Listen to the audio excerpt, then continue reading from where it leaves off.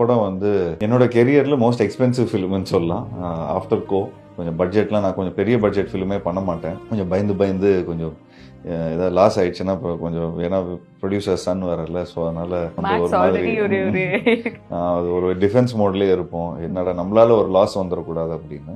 அது every actor goes through that. இப்போ ஒரு படம் வந்து ஒரு பிக் லாஸ் ஒன்று நடந்தது, ஒரு படம் சரியாக போகல அப்படின்னு ஒரு ஷெல்குள்ளே போக தான் செய்வோம். இப்போது அதே படம் வந்து ஒரு பெரிய ஹிட்டாக இருந்ததுன்னா உடனே அது அதுக்கான வேறு ஒரு கான்ஃபிடென்ஸ் லெவல் வரும்.